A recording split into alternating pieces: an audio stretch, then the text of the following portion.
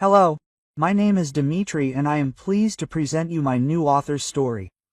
Our village postman was retiring. On this cloudy October day, he came to Maria Petrovna for his last visit, holding a battered cardboard box in his hands. Maria Petrovna, forgive me, he said in a trembling voice, holding out the burden. I was paid to take your letters for 30 years. Your daughter did not abandon you, she wrote every week. Maria Petrovna froze on the threshold, unable to believe her ears. Her wrinkled hands trembled as she took the box. Inside were hundreds of letters, yellowed with faded ink, but every single one addressed to her, out of the trust she had cursed for her silence. What are you carrying, Ivan Sergeyevich? What letters? Anna has not written to me for 30 years, the woman whispered, feeling the ground slipping from under her feet. The postman lowered his eyes, unable to meet Maria Petrovna's gaze. Forgive me, I couldn't help it. They threatened me, promised me mountains of gold. I had to collect all the letters with a city postmark from your mailbox. With trembling fingers, Maria Petrovna opened the first envelope she came across. Her daughter's familiar handwriting danced before her eyes. Mom, I'm dying in the hospital, why don't you come? The letter was dated last week. The woman recoiled as if struck by lightning. The box fell from her hands, and hundreds of envelopes scattered across the veranda floor. What have you done? She screamed, grabbing the postman by the lapels of his worn jacket. How could you? 30 years. You stole 30 years of my daughter's life from me. Quote. Ivan Sergeyevich cringed under Maria Petrovna's angry gaze. It was Petrov, he muttered. The rich man Petrov ordered me, said that if I refused, my family would suffer, but if I agreed, he would make me rich. Petrov. Maria Petrovna let go of the postman and leaned against the doorframe. But why? Why is he doing this to us? He said that he was taking revenge on your late husband. Something about refusing to sell the land. I didn't get into it, I just did what Velina did. Ivan Sergeyevich lowered his head, unable to look into the eyes of the woman he had been doting on for 3 decades. Maria Petrovna slowly sank to her knees among the scattered letters. Her hands trembled as she began to collect the envelopes, trying to find the earliest dates. My God, Anechka, she whispered. What have I done? How could I believe that you left me? Ivan Sergeyevich shifted awkwardly from foot to foot. Maria Petrovna, I know that I don't deserve forgiveness, but I had to tell the truth before leaving. He could not take this secret with him. The woman looked at him with tear-filled eyes. Go away, she said quietly. Go away and never come to my house again. The postman nodded and, hunched over, wandered away from the yard. Maria Petrovna was left alone among a sea of letters, evidence of the life of a daughter she considered lost. With shaking hands, she began to open the envelopes one by one, greedily reading the lines. The first letter, dated 30 years earlier, burned her heart with pain. Mommy, forgive me. I know you do not approve of my choice, but I love Sergey and I am marrying him. Please come to the wedding, bless us. Maria Petrovna burst into tears, remembering an old quarrel there. How she shouted at her daughter, accusing her of ingratitude. How Anna ran away from home in tears, and Naz, proud and stubborn, did not try to catch up. And now, 30 years later, she learned the truth. With trembling fingers, the woman opened the next letter. Mom, you have a grandson. We named him Petya after his grandfather. He is so tiny and handsome. What a pity that you are not with us at this happy moment. Why don't you answer my letters? Have you really not forgiven me yet? Tears fell on the yellowed paper, washing away the ink. Maria Petrovna realized with horror that she had missed the birth of a grandson she had never seen. How many more important events in her daughter's life had she missed because of her blind resentment and Petrov's treachery? Letter after letter revealed the story of Anna's life. The divorce from her husband, financial difficulties, the birth of her granddaughter Katya, the struggle of a single mother to survive in a big city. In each envelope, Maria Petrovna found photographs, smiling faces of complete strangers, her own blood. "Mom, I'm scared," Anna wrote in one of her letters 10 years ago. "The doctors found some kind of tumor. They say I need an operation. I'm so afraid of dying without making peace with you. Why have you been silent all these years? Has your heart really turned to stone?" Maria Petrovna was overcome with pain and despair. How could she have been so blind? How had she allowed pride to destroy the most precious thing she had? The connection with her only child. With trembling hands, she took out the last letter. The same one from last week. "Mom, I'm dying. The doctors say there's very little time left. I'm in the city hospital in the oncology department. Please come. I don't understand why you haven't answered a single one of my letters over the years. Are you really that unable to forgive me? But I love you, Mom, and I want to see you one last time." Maria Petrovna jumped to her feet, feverishly looking around. She had to go to the city urgently, before it was too late. But how? On what? The last bus had already left. As if in a fog, she rushed around the house, packing things into an old travel bag. Her hands were shaking so much that she could not zip it up. Only one thought was pounding in her head. If only I could make it in time. Lord, let me make it in time. Running out into the street, Maria Petrovna rushed to her neighbor Stepan's house. He had an old Muscovite. "Stepan," she screamed, pounding on the gate. "Stepan, my dear, take me to the city. My daughter is dying. I need to go to her." Sleepy Stepan looked out the window. "What happened, Petrovna? What daughter? You said she left you." "She didn't leave me," Maria Petrovna sobbed. "It's all Petrov, damn him. He's been intercepting letters for 30 years, and now Anechka is dying, and I don't even know which hospital she's in." Stepan ran out into the yard, pulling on his jacket as he went. "Get in, Petrovna, I'll take you to the ends of the earth now." The old Muscovite rumbled with effort as it pulled out of the yard. Maria Petrovna, clutching the bag of letters to her chest, prayed that she wouldn't be late. For 30 years she had considered her daughter a traitor, but in fact she had betrayed her with her silence. Now she needed to have time to say the most important thing, how much she loved her girl and how cruelly mistaken she had been all these years. Maria Petrovna spent a sleepless night rereading her daughter's letters. Every word, every line echoed with pain in her heart. She couldn't believe that she had missed so many important moments in Anna's life because of her pride and Petrov's treachery.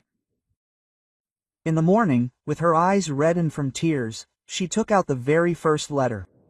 The envelope was worn, the ink had faded, but Anna's handwriting was still clearly visible. With trembling hands, Maria Petrovna unfolded the sheet of paper. "Dear Mommy, it's been 3 months since our fight. I know you don't approve of my choice, but I love Sergey with all my heart. We've decided to get married next month. Please come to our wedding. I miss your blessings so much. I can't imagine this day without you." Maria Petrovna burst into tears, remembering that fateful day, how she yelled at her daughter, accusing her of ingratitude. How Anna ran out of the house in tears, and she, proud and stubborn, didn't try to catch up. And now, 30 years later, she learned that her daughter was trying to make peace. The next letter was dated a week later. "Mom, why are you silent? Can't you forgive me? I miss you so much. Please, answer with at least a word." With each letter she read, Maria Petrovna's heart broke more and more. She learned about her daughter's life, which she missed because of her stubbornness and someone else's anger. "Mommy, you have a grandson. We named him Petya, after his grandfather. He is so tiny and handsome. What a pity that you are not here at this happy moment. Why don't you answer my letters? Have you really not forgiven me yet?" Maria Petrovna realized with horror that she had missed the birth of a grandson she had never seen. How many more important events in her daughter's life had she missed because of her blind resentment and Petrov's treachery? The letters told the story of Anna's life, the divorce from her husband, financial difficulties, the birth of her granddaughter Katya, the struggle of a single mother to survive in a big city. In each envelope, Maria Petrovna found photographs. Smiling faces of complete strangers, her own blood. "Mom, it's so hard for me alone," Anna wrote in one of the letters. "Sergei left for another woman. I was left alone with 2 children. I can barely make ends meet. How I would like to hear your voice, feel your embrace. Why have you been silent all these years? Has your heart really turned to stone?" Maria Petrovna was overcome with pain and despair. How could she be so blind? How could she allow pride to destroy the most precious thing she had? The connection with her only child? In the letters written 10 years ago, Anna's tone became increasingly anxious. "Mom, I'm scared. The doctors found some kind of tumor. They say I need an operation. I'm so afraid of dying without making peace with you. Why have you been silent all these years? Has your heart really turned to stone?" Maria Petrovna sobbed as she read these lines. She imagined her daughter fighting her illness alone, without her mother's support. How could she be so cruel? With each letter, the realization grew of how much time had been irretrievably lost, how many moments that could never be returned. Birthdays, grandchildren's school graduations, great-grandchildren's first steps. All this had passed her by. In one of the envelopes, Maria Petrovna found a school photo of her grandson Petya. The boy was remarkably similar to his grandfather in his youth. The same piercing blue eyes, the same sly smile. "Mom, here's a photo of Pete from his elementary school graduation. He looks so much like Dad, doesn't he? It's a shame you can't see him." The woman stroked the photo with trembling fingers, trying to memorize every feature of the face of her grandson, whom she had never seen in person. How many more moments like this had she missed? In her letters over the past few years, Anna increasingly wrote about her deteriorating health. "Mom, the disease is progressing. The doctors say there is little chance. I am so afraid to leave without seeing you for the last time. Why don't you answer? Can't you forgive me even in the face of death?" Maria Petrovna felt her heart breaking with pain and remorse. She imagined her daughter writing these letters, hoping for an answer that never came. How she waited, believed, hoped, and all in vain. Among the letters, Maria Petrovna found several children's drawings, uneven lines, bright colors, and signatures from Petya, from her grandmother, and from Katya, from her beloved granny. Grandchildren she had never seen drew for her, hoping for a meeting that never happened. The woman pressed to her chest these priceless testimonies of love that she had rejected all these years. How could she have been so blind? How did she allow her resentment to deprive her of the most precious thing, her family? With each letter she read, the realization grew of what an irreparable mistake she had made. 30 years, a whole life, were lost because of Petrov's pride and evil intent. Maria Petrovna could not stop crying while reading her daughter's last letters. Anna wrote about her fears, about how she lacked her mother's support in her fight against the disease, about how she dreamed of seeing her mother at least once before she died. "Mom, the doctors say that I have very little time left. I am in the city hospital in the oncology department. Please come. I don't understand why you haven't answered any of my letters over the years. Can't you really forgive me? But I love you, Mom, and I want to see you one last time." That letter, dated last week, was the last straw. Maria Petrovna fell to her knees, sobbing and begging God to give her a chance to fix everything. Was she too late? Would she really not have time to ask forgiveness from her daughter, whom she had betrayed with her silence all these years? Gathering all her strength, the woman rose to her feet. She had to act and act quickly. She couldn't afford to lose even another minute. With shaking hands, Maria Petrovna began to pack her things into an old travel bag. She didn't know how she would get to the city, where she would find the hospital where Anna was lying, but she knew one thing: she had to see her daughter. No matter what it cost her. Running out into the street, Maria Petrovna rushed to her neighbor Stepan's house. "Stepan!" she screamed, banging on the gate. "Stepan, my dear, take me to the city. My daughter is dying, I need to go to her." Sleepy Stepan looked out the window. "What happened, Petrovna? What daughter? You said she left you." "She didn't abandon me," Maria Petrovna sobbed. "It's all Petrov. Damn him, he's been intercepting letters for 30 years, and now Anechka is dying, and I don't even know which hospital she's in." Stepan ran out into the yard, pulling on his jacket as he went. Quote, "Get in, Petrovna, I'll take you to the ends of the earth now." The old Muscovite rumbled laboriously as he drove out of the yard. Maria Petrovna, clutching the bag of letters to her chest, prayed not to be late. For 30 years she had considered her daughter a traitor, but in fact she had betrayed her with her silence. Now she had to have time to say the most important thing, how much she loved her girl and how cruelly she had been mistaken all these years.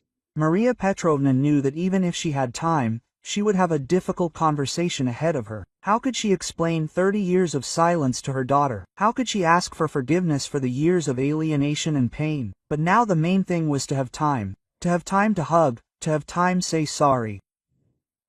Have time to be there for at least a few precious minutes. Maria Petrovna prayed to God to give her this chance. A chance to correct the mistake of her whole life.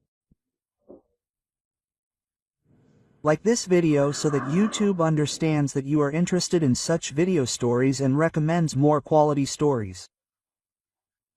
Maria Petrovna stood in front of Petrov's house, clutching a stack of letters in her hands. Her heart was pounding, and only one thought was ringing in her head. How could he? How dare he destroy our family? She took a deep breath and knocked decisively on the door. Petrov himself opened the door. Seeing Maria Petrovna, he raised his eyebrows in surprise. "What do I owe you, neighbor?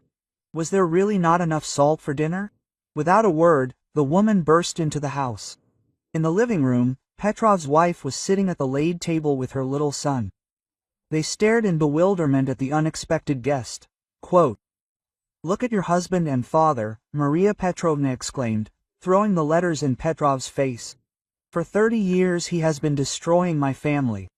For 30 years he has not allowed me to see my own daughter." Petrov turned pale, but quickly pulled himself together. "What nonsense are you talking about, old woman? You have completely lost your mind." Quote, Maria Petrovna turned to his wife.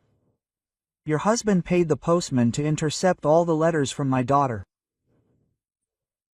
For 30 years I believed that she had abandoned me. She wrote to me every week." Quote, Petrov's wife looked at her husband in horror. "Is it true, Vasily?" Petrov laughed nervously. "Are you crazy? What letters, what postman? This old woman has simply lost her mind." But Maria Petrovna was already laying out the letters on the table. Quote, "Look, there are hundreds of letters here, all with a city postmark, all addressed to me, but I have never received them." Petrov's wife took one of the letters and ran her eyes over it. Her face was distorted with horror and disgust. "Vasily, how could you? Why?" Quote, Petrov realized that it was useless to deny it. His face was distorted by an angry grimace. "What's wrong with that? Letters, big deal. This family deserved everything that happened to them." Quote, "What are you talking about?" his wife whispered. Petrov grinned evilly. "Her husband, may he rest in peace, refused to sell me his land 30 years ago. Said it was the inheritance of his children and grandchildren. And I swore that this family would never see their children or grandchildren." Maria Petrovna choked with rage. "You are a monster. Because of some land, you destroyed the life of an entire family.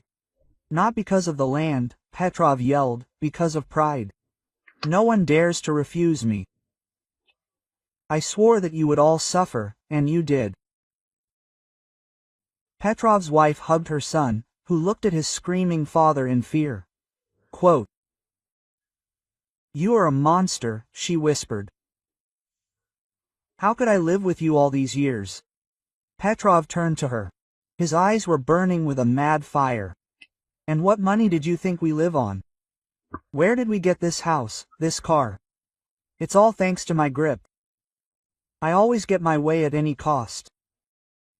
Petrov's wife got up from the table, hugging the child tightly. We have nothing more to do here, she said in a trembling voice. I will not stay with a man capable of such meanness. She quickly left the room, slamming the door. Petrov remained standing, breathing heavily and glaring at Maria Petrovna.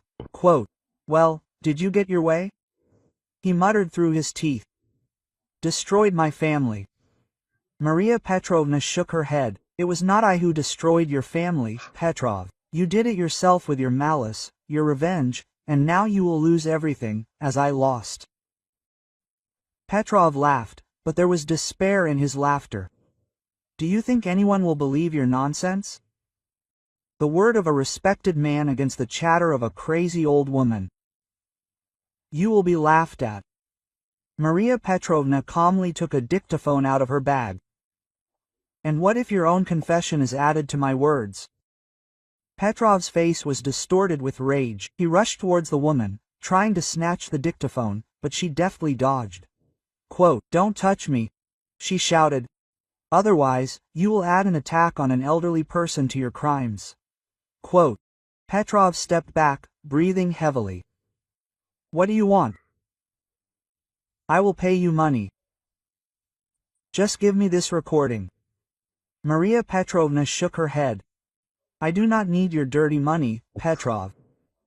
I need justice for all these years that you have taken from me and my family." She turned to the door, but Petrov grabbed her hand. "Stop!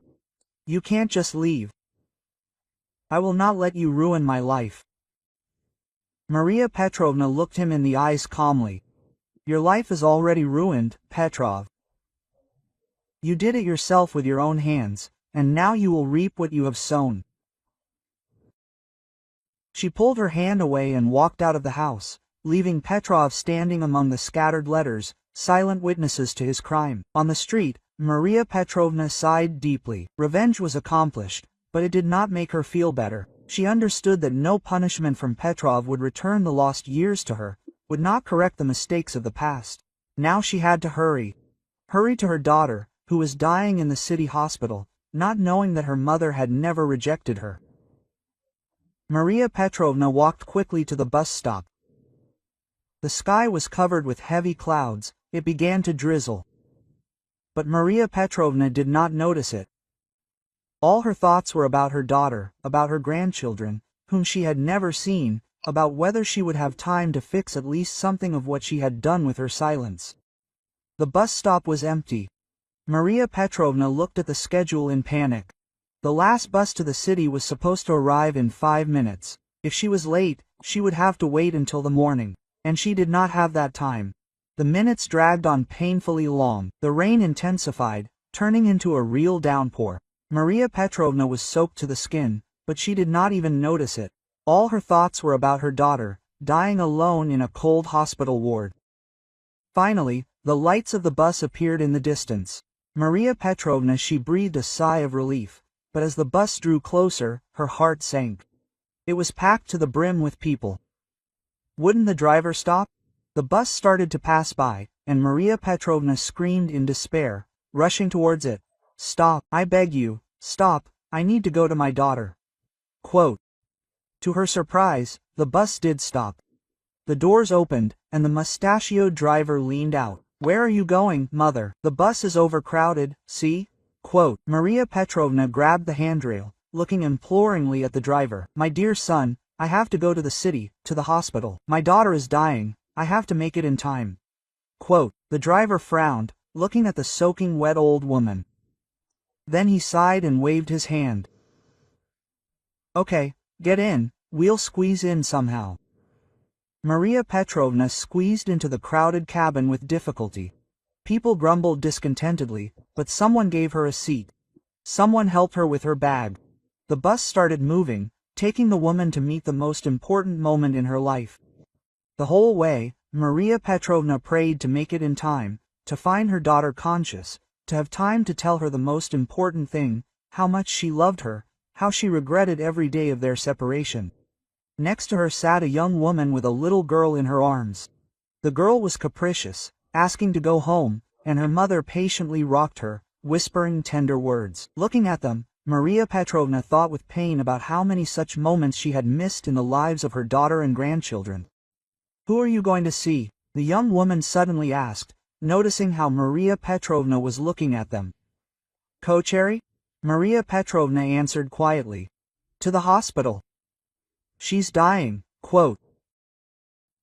The woman gasped, hugging the sleeping girl. "Lord, how is this possible? Haven't you seen her for a long time?"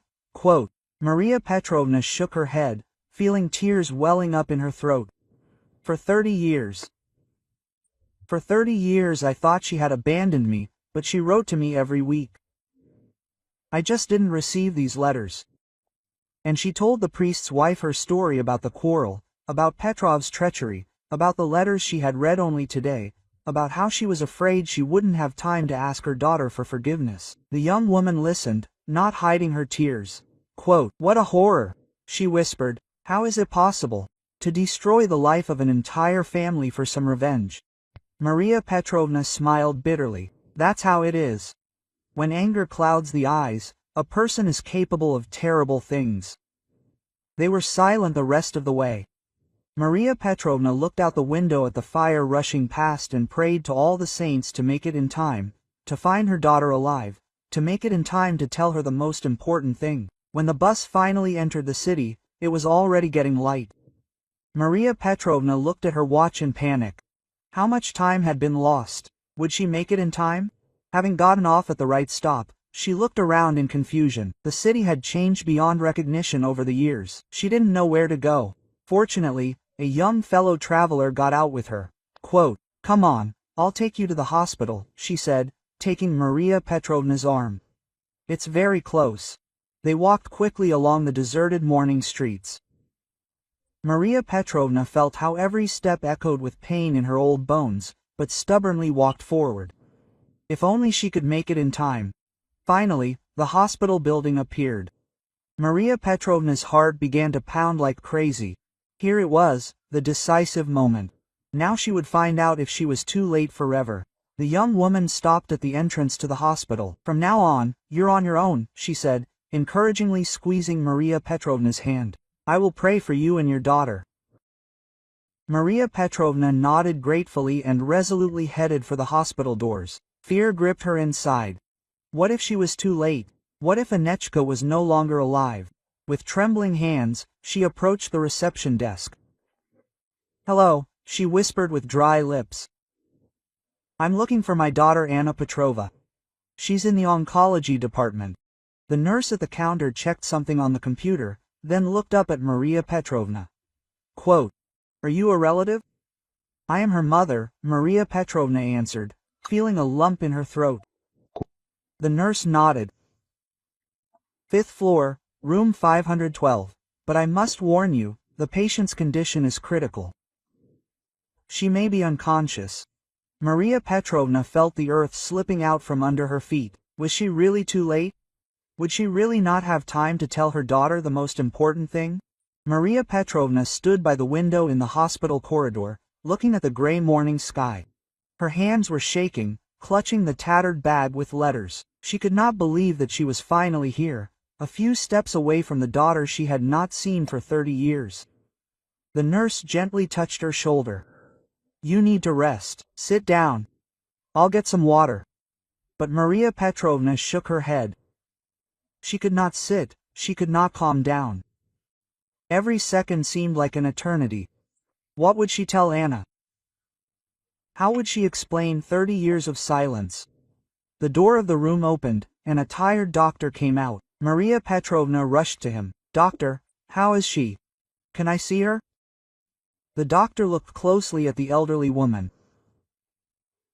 "Are you a relative?" "I am her mother," Maria Petrovna whispered, feeling a lump in her throat. The doctor sighed. "The patient's condition is critical. She may be unconscious, but you can come in. Perhaps your presence will help." Maria Petrovna stepped towards the door, but suddenly stopped. Fear gripped her heart. What if Anna does not want to see her? What if she does not forgive 30 years of separation? The nurse gently pushed her. Go. Every minute counts now.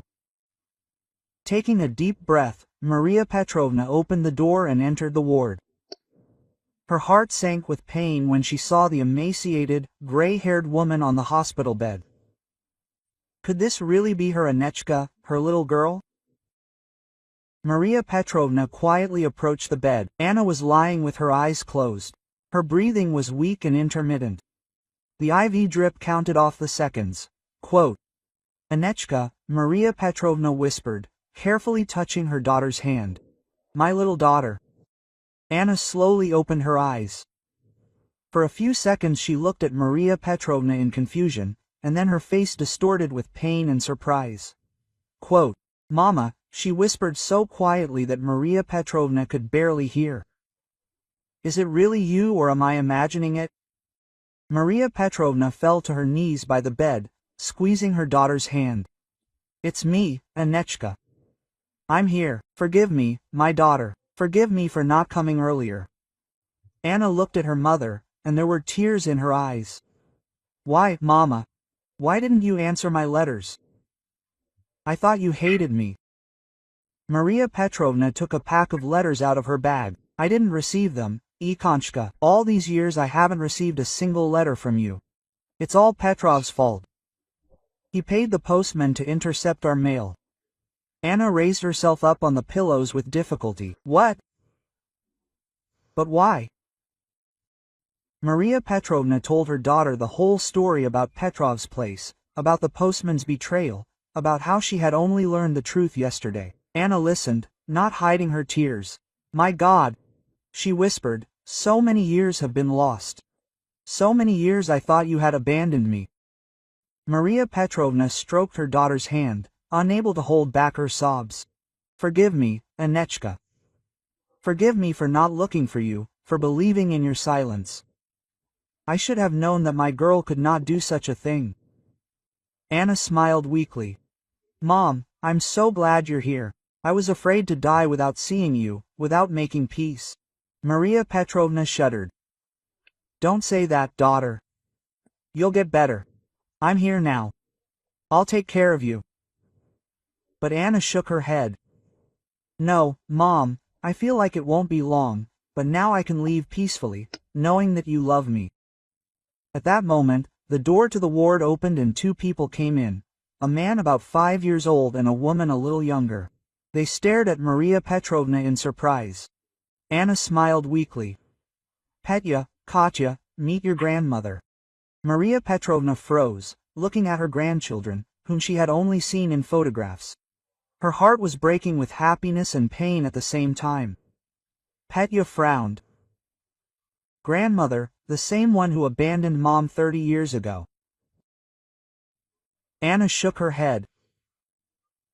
No, son, it was all a mistake, a terrible mistake. Maria Petrovna stood up. I didn't know what to say, how to explain 30 years of absence to her grandchildren, how to ask forgiveness for the years she stole from them. Katya came closer, looking closely at her grandmother. Mom always said that you were very similar. Now I see that she was right. Maria Petrovna couldn't take it anymore and burst into tears. Katya hugged her hesitantly, and Pyotr was still standing to the side, not knowing how to react. Anna called them all to her in a weak voice. Come here. We have so much to catch up on. And we have so little time. They huddled around the bed, mother, daughter, grandchildren. 3 generations, separated by years of silence and misunderstanding, but connected by invisible threads of love. Anna began to talk about her life, about her children, about her illness. Maria Petrovna greedily caught every word, trying to fill the void of 30 lost years. Pyotr gradually thawed, asking his grandmother questions about her life, about the grandfather he never knew. Katya held Maria Petrovna's hand, as if afraid that her grandmother would disappear again. Time flew by. Outside the window, day turned to evening, and they continued to talk and talk, trying to catch up. Anna was getting more and more tired. Her voice was getting weaker and weaker. But she did not want to stop, as if she was afraid that every second of silence could be the last. The nurse looked into the room several times, but seeing this touching family scene, she did not dare interrupt them. Closer to nightfall, Anna began to choke. Pyotr ran out for a doctor, and Maria Petrovna and Katya tried to help in a panic. The doctor quickly examined Anna and shook his head. "I'm sorry, but get ready. There's very little left." Maria Petrovna felt the ground slipping from under her feet. Had she really found her daughter only to lose her again? Anna weakly squeezed her mother's hand. "Mom," she whispered, "I'm so glad you're here. Now I can leave in peace." Quote. Maria Petrovna sobbed, unable to utter a word. She stroked her daughter's hair, as she had done many years ago, when Anna was little. Pyotr and Katya stood next to each other, holding each other's hands. They could not believe that having found a grandmother, they were losing their mother. Anna looked at the children. "Take care of your grandmother," she whispered. "You still have time to make up for lost time." Her breathing became less and less frequent. Maria Petrovna felt the life draining from her daughter's body. She wanted to scream, to stop time, but she could only cry silently, holding Anna's hand. "I love you, Mom," Anna whispered for the last time and fell silent. Maria Petrovna closed her eyes, feeling the world crumbling around her. For 30 years she had lived with the thought that her daughter had abandoned her. And now that the truth was revealed, it was too late. Pyotr and Katya hugged their grandmother, and the three of them mourned Anna, the woman who had connected them despite the years of separation. A new day was beginning to dawn outside the window, bringing with it a new reality. Life without Anna, but with a new family. Maria Petrovna knew that she had a long road ahead of her, a road of forgiveness, reconciliation and love, the path she must take for the sake of her daughter's memory and for the grandchildren she had just found. The nurse entered the room quietly. "I'm so sorry," she said. "But you have to go. We have to prepare the body." Quote. Maria Petrovna nodded, unable to speak. She kissed her daughter's cold forehead one last time and slowly stood up. Pyotr and Katya supported their grandmother by the arms. Together they left the room. 3 generations, bound by grief, with the hope of a new beginning. If you like this story, subscribe to the channel so you don't miss new videos. The gray dawn slowly crept through the windows of the hospital corridor. Maria Petrovna sat on a hard chair, clutching a battered bag of letters in her hands. Her eyes were red from tears and a sleepless night. Pyotr and Katya dozed nearby, exhausted by grief and anticipation. The nurse approached them quietly. "You need to sleep," she said softly. "I can bring a blanket." Maria Petrovna shook her head. She couldn't sleep, couldn't even close her eyes. Every time she did, Anna's face appeared before her, exhausted by illness but happy to see her mother. "Grandma," Katya called quietly, opening her eyes, "maybe we should have some coffee?" Maria Petrovna nodded, grateful for the opportunity to do something. They slowly wandered into the hospital cafe, leaving Pyotr sleeping in the corridor.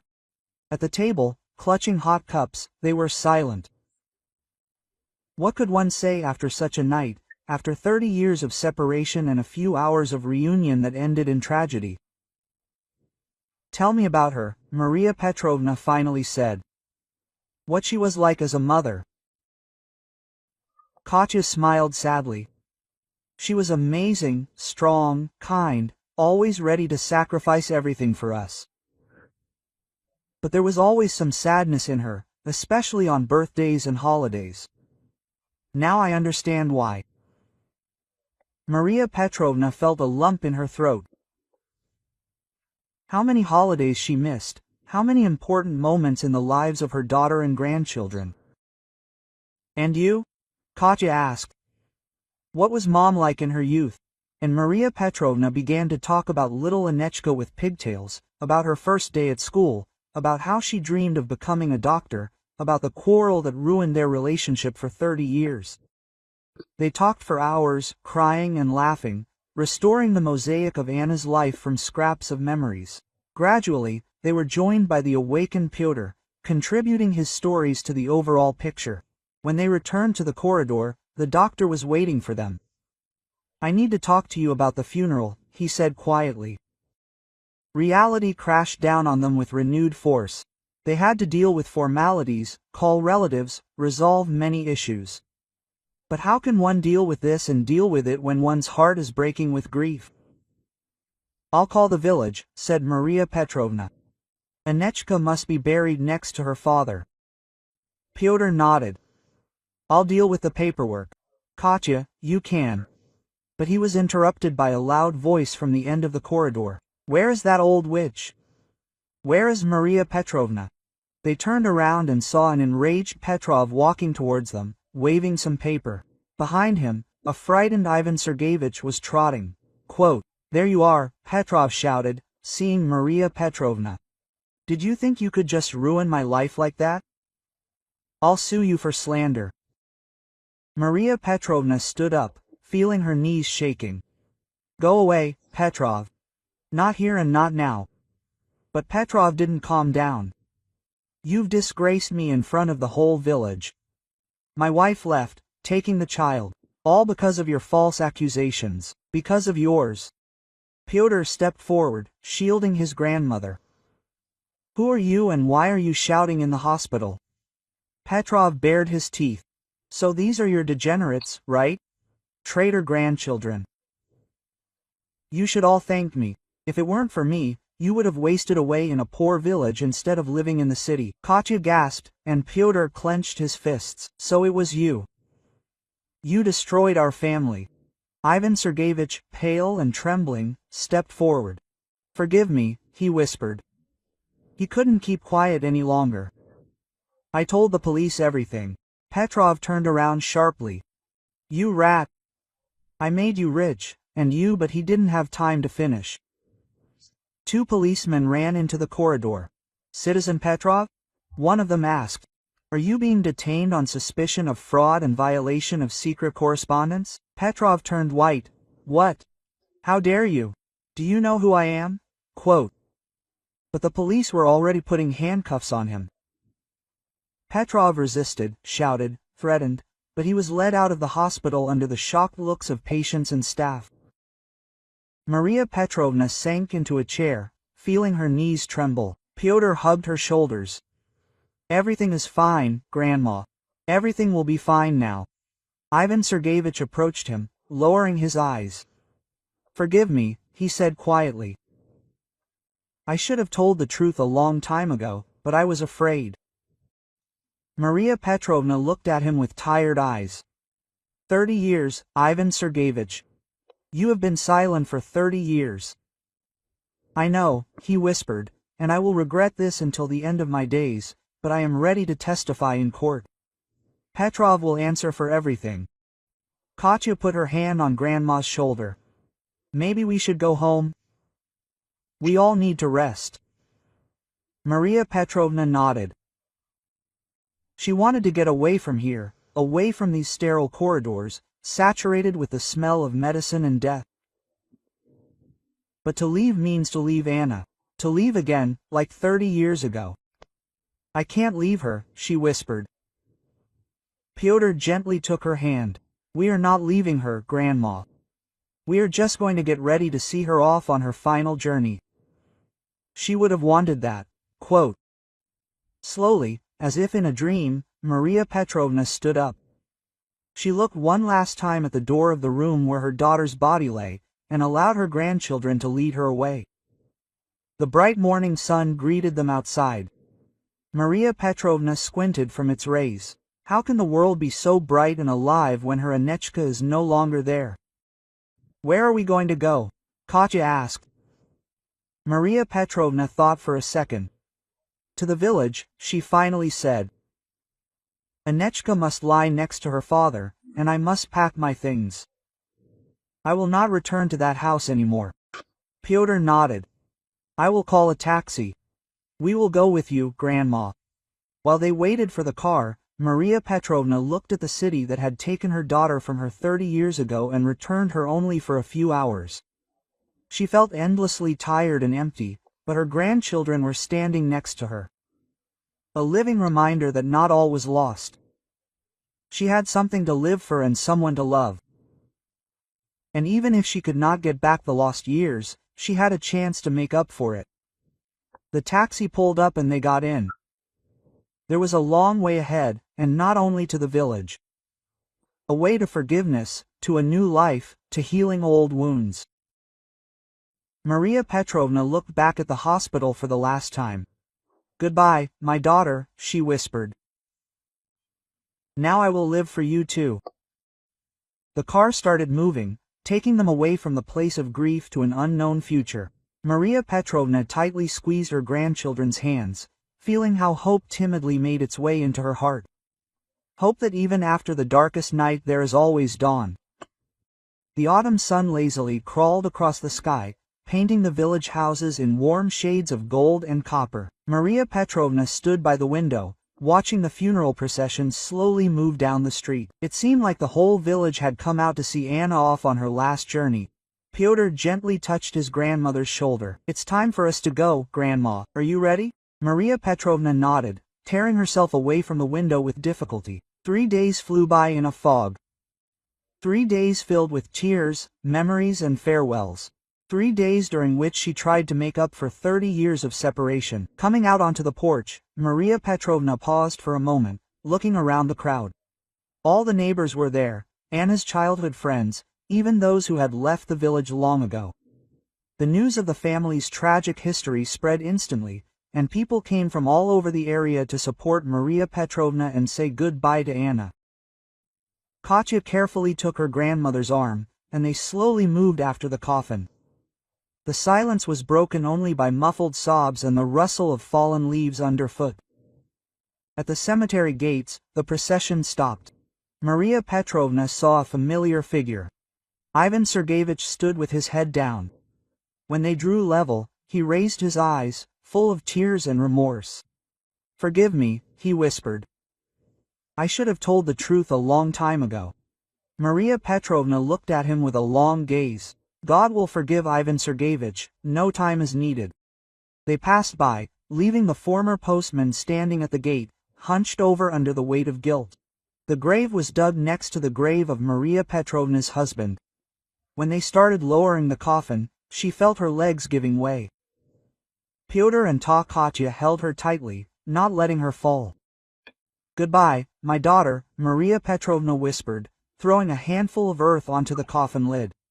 "Forgive me for not being able to be there all these years." After the funeral, people were in no hurry to leave. They surrounded Maria Petrovna, expressing condolences, offering help. She listened to their words of gratitude, accepted their hugs, but felt stunned, as if everything was happening to someone else. Suddenly the crowd parted, letting another person through. Maria Petrovna looked up and saw Petrov's wife. The woman looked exhausted, with dark circles under her eyes. "Maria Petrovna," she said quietly. "I don't know what to say. What my husband did was horrible. I can't apologize for him, but I want you to know. I left him and I will do everything to make him answer for his actions." Quote. Maria Petrovna nodded silently. She couldn't find the strength for either anger or forgiveness.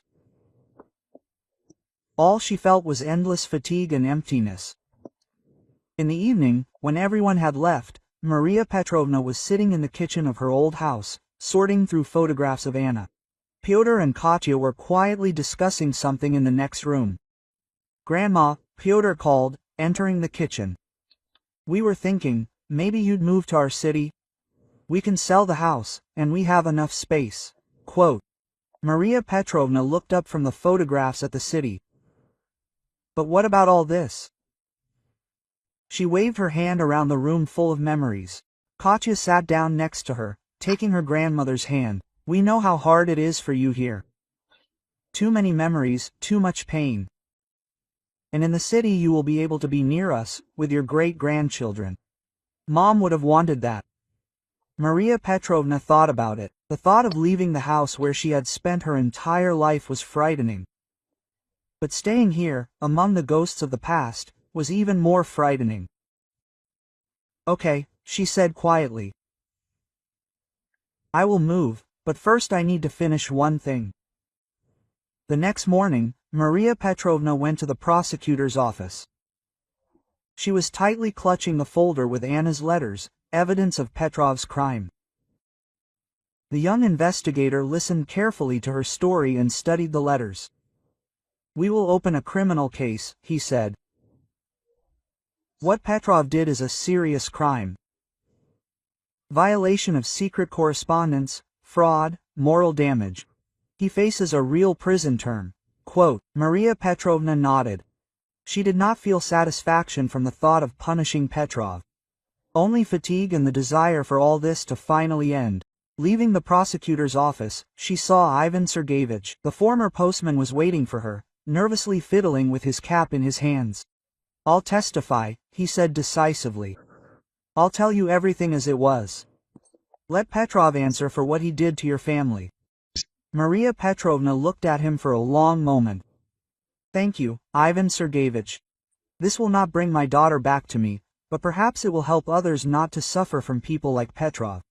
The following weeks were spent in fuss. Maria Petrovna prepared for the move, sorted out her things and decided what to take with her and what to leave. Every little thing brought back memories that made her heart ache. Pyotr and Tastika Katya helped as much as they could. They came every weekend, packed boxes, negotiated the sale of the house.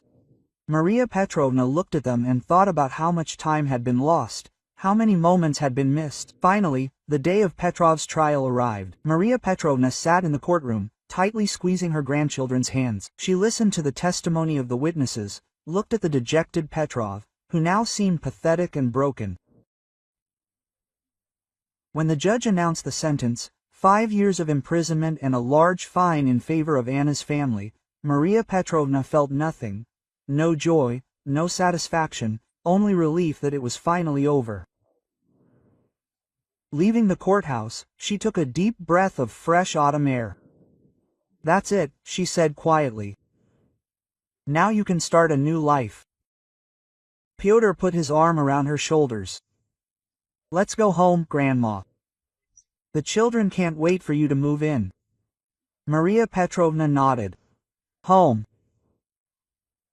Now her home will be where her family is, where she can make up for lost time, love and be loved. A week later, she looked around her old house for the last time. The walls that held so many memories now seemed alien and empty.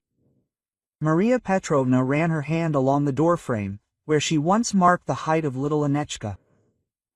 Goodbye, she whispered. Thank you for everything. As she got into the car with her grandchildren, she did not look back. A new life, new joys and worries awaited her. And although the pain of loss would never completely leave her heart, Maria Petrovna knew that now she had something to live for. The road to the city seemed like the beginning of a new journey. Maria Petrovna looked out the window at the fields and forests rushing past, thinking about how her life had changed in these few weeks. Grandma, Katya called from the front seat. You won't regret it, you'll see. We are so glad that you will be near. Quote, Maria Petrovna smiled. I know, my girl, I am glad too. The outskirts of the city appeared ahead. Maria Petrovna felt her heart squeeze with excitement. A new life, new opportunities and a chance to correct the mistakes of the past, filling the remaining years with love and care for the family that she almost lost. The car stopped at a multi-story building. Waiting for them on the porch were 2 children, Maria Petrovna's great-grandchildren. They rushed to the car, shouting, Grandma's here. Grandma's here, quote. Maria Petrovna got out of the car, and the children hugged her. She hugged them, feeling her eyes fill with tears, but this time from happiness. Well then, said Pyotr, unloading the suitcases. Welcome home, Grandma. Maria Petrovna looked at her grandchildren, at her great-grandchildren, at the house that would now be her new home. Yes, she said quietly. I'm home. And she knew that somewhere out there, beyond the edge, Anna was smiling, looking at her reunited family.